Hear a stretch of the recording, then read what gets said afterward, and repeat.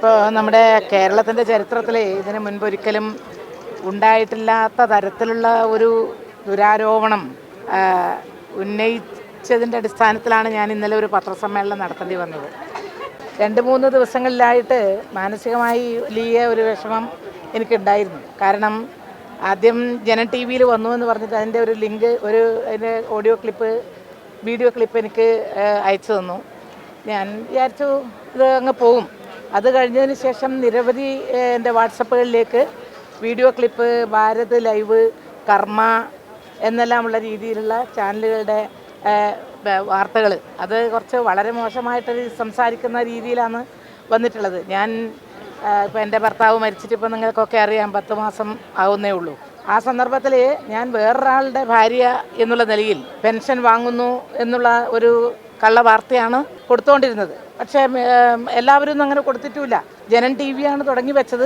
അതിനുശേഷം ഞാൻ പറഞ്ഞിട്ടുള്ള യൂട്യൂബ് ചാനലുകൾ, അവരുടെ വീഡിയോ ക്ലിപ്പ് എനിക്ക് കിട്ടി. അതിനുശേഷം പിന്നെ എൻ്റെ ഒന്നിച്ച് പ്രവർത്തിച്ച, പിന്നെ ഔദ്യോഗിക രംഗത്ത് മന്ത്രിയായിരുന്നപ്പോൾ പ്രവർത്തിച്ച എൻ്റെ ഒരു സഹപ്രവർത്തകൻ എനിക്ക് സുദിനത്തിൻ്റെ ഒരു കോപ്പി അയച്ചു തന്നപ്പോഴത്തേക്കും ഞാൻ സത്യത്തിലും ഞെട്ടിപ്പോയി. എന്ന് മാത്രമല്ല, തുരുതുരെ ആ പത്രവാർത്തയെ തുടർന്ന് നമ്മുടെ ഈ കണ്ണൂർ ജില്ലയിൽ നിന്ന് നിരവധി കോളുകൾ എനിക്ക് വന്നു. ടീച്ചർ, ഇതെന്താണ് ഈ പെൻഷൻ, എങ്ങനെയാണിത് ടീച്ചർ വാങ്ങുന്നത്? വേറൊരാളുടെ, ടീച്ചറുടെ ഭർത്താവിൻ്റെ പേര് ഇ ദാമോദരൻ നമ്പ്യാർ എന്നാണല്ലോ.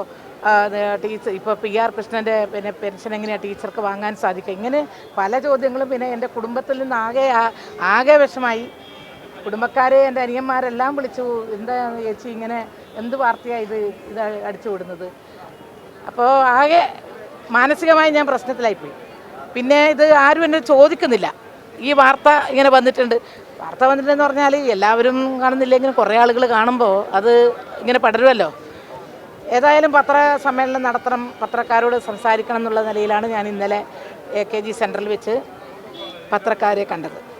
പത്രക്കാരോട് ഞാൻ പറഞ്ഞു, ഇനിയിപ്പം വേറെ നിവൃത്തിയൊന്നുമില്ല. ഇതിനെതിരെ പരാതി, അടിസ്ഥാനരഹിതമായ വസ്തുതകളുമായി എന്തെങ്കിലും ഒരു ബന്ധമുള്ളതാണെങ്കിൽ അങ്ങനെയൊന്നുമില്ലാത്ത പച്ചക്കള്ളം ഒരു പൊതുപ്രവർത്തകയുടെ നേരെ ഈ രൂപത്തിൽ ആരോപിച്ചുകൊണ്ട് അത് പൊടിപ്പും തെങ്ങലും വെച്ച് വളരെ മോശമായിട്ട് ചിത്രീകരിക്കുന്ന ഒരു സ്ഥിതി ഈ പ്രായത്തിൽ എനിക്ക് കേൾക്കേണ്ടി വന്നു എന്നുള്ളതാണ്. അത് എനിക്ക് സഹിക്കാവുന്നതിലും അപ്പുറത്ത് ആയിരുന്നു. ഏതായാലും ഇത്തരത്തിലുള്ള കല്ലുവെച്ച നുണകൾ ഏതെങ്കിലും രാഷ്ട്രീയമായിട്ടാണോ മറ്റു തരത്തിലോ ആയാലും അതുണ്ടാക്കുന്ന ഡാമേജ് എന്ന് പറഞ്ഞാൽ ചെറുതല്ല. നമ്മുടെ സമൂഹത്തിൽ ഏറ്റവും വലിയ അവമതിപ്പ് ജനങ്ങൾക്കിടയിൽ ഉണ്ടാക്കിയെടുക്കുക എന്നുള്ള ഒരു ദുരുദ്ദേശം തന്നെയാണ് അതിലുള്ളത് എന്നതിന് എനിക്ക് യാതൊരു സംശയമില്ല. അല്ലെങ്കിൽ ഒരു ചോദ്യം എന്നോട് ചോദിക്കാമായിരുന്നു, ആർക്കും ചോദിക്കാം. ജനം ടി വിയിലുള്ളവർക്ക് എന്നെ അറിയാം, മറ്റുള്ള പെൺകുട്ടികൾക്കും എന്നെ അറിയാത്തവർ വളരെ കുറച്ചായിരിക്കല്ലേ ഉണ്ടാവുള്ളൂ, പ്രത്യേകിച്ച് മാധ്യമരംഗത്തുള്ളവർ. ഒരു ചോദ്യം ചോദിക്കാം. ഇങ്ങനെ PR കൃഷ്ണൻ എന്ന് പറയുന്ന ഒരു MLA ഉണ്ട്, അയാളുടെ ഭാര്യ എന്നുള്ള നിലയിൽ നിങ്ങൾ പെൻഷൻ വാങ്ങുന്നുണ്ട് എന്നൊരു ഇത് കിട്ടിയിട്ടുണ്ട്, എന്താണ് നിങ്ങളുടെ അഭിപ്രായം? ഒറ്റ ചോദ്യത്തിൽ തീരാവുന്നതേ ഉള്ളൂ. പക്ഷേ സുദിനത്തിൻ്റെ ആളുകൾ പോലും എന്നോടൊന്നും ചോദിച്ചില്ല. ഈ കണ്ണൂർ പാർലമെൻറ്റ് മെമ്പറായിട്ട് എത്രയോ പ്രാവശ്യം സുദിനവുമായിട്ട് ബന്ധപ്പെടാൻ കഴിഞ്ഞിട്ടുള്ളൊരു വ്യക്തിയാണ് ഞാൻ. എന്നോട് ചോദിച്ചില്ല. ഞാൻ അതോടുകൂടി സത്യം പറഞ്ഞാൽ ഇത് എങ്ങനെയാണ് ഇത് തീർക്കുക? ഞാൻ പാലക്കാട് ജില്ലയിൽ വിളിച്ച് ചോദിച്ചു, ഇങ്ങനെ ഒരു MLA ഉണ്ടോ? അപ്പോൾ പാലക്കാടെന്ന് പറഞ്ഞു, ഇങ്ങനൊരു MLA ഇല്ല ഇവിടെ, ഞങ്ങൾക്കറിയുന്ന ഒരു MLA ഇല്ല. പിന്നെ ചെറുപ്പക്കാരായതിന് അറിയാത്തതാണോ എന്ന് തൃശ്ശൂർ ചോദിച്ചു. തൃശ്ശൂരൊന്ന് ചോദിച്ചു നോക്കുന്നു.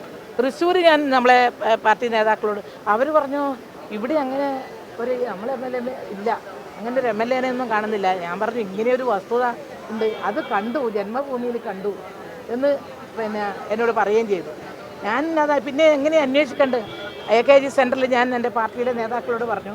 അവർ നിയമസഭയിലുമായി ബന്ധപ്പെട്ടുകൊണ്ട് നമ്മുടെ സോഷ്യൽ മീഡിയയുടെ പ്രവർത്തകരായിട്ടുള്ളവർ കണ്ടുപിടിച്ച് പക്ഷേ ഞാൻ പത്രസമ്മേളനം നടത്തിയിട്ടതിന് ശേഷമാണ് അവർക്കത് കിട്ടിയത്. അത് പത്രസമ്മേളനം നടത്തി കഴിഞ്ഞ് ഉച്ച കഴിഞ്ഞപ്പോഴത്തേക്ക് കിട്ടി. തൃശ്ശൂർ ജില്ലയിൽ സ്വാതന്ത്ര്യ സമര സേനാനിയും കോൺഗ്രസിൻ്റെ ഒരു നേതാവുമായ PR കൃഷ്ണൻ എന്ന് പറയുന്ന ഒരു MLA ഉണ്ടായിരുന്നു 2ാം അസംബ്ലിയിൽ. ആദ്യത്തെ അസംബ്ലി കഴിഞ്ഞതിന് ശേഷമുള്ള EMSൻ്റെ ശേഷമുള്ള അസംബ്ലിയിൽ അദ്ദേഹത്തിൻ്റെ ഭാര്യ PK ശ്രീമതിയാണെന്ന് മാത്രമല്ല അവരൊരു അധ്യാപികയും കൂടിയായിരുന്നു. അപ്പോൾ അത് ഈ വാർത്ത ഞാൻ ഈ പത്രസമ്മേളനം നടത്തിയതിന് ശേഷം ഞങ്ങളുടെ അവിടെയുള്ള പാർട്ടി മെമ്പറുടെ അടുത്താണ് അത്ര പെട്ടെന്ന് ഈ വാർത്ത അവരുടെ ശ്രദ്ധയിൽപ്പെടുത്തി. അവർ തന്നെ നേരിട്ട് വന്ന് പല മാധ്യമങ്ങളോടും സംസാരിച്ചു. എൻ്റെ അമ്മയാണ് PK ശ്രീമതി, എൻ്റെ അച്ഛനാണ് PR കൃഷ്ണൻ.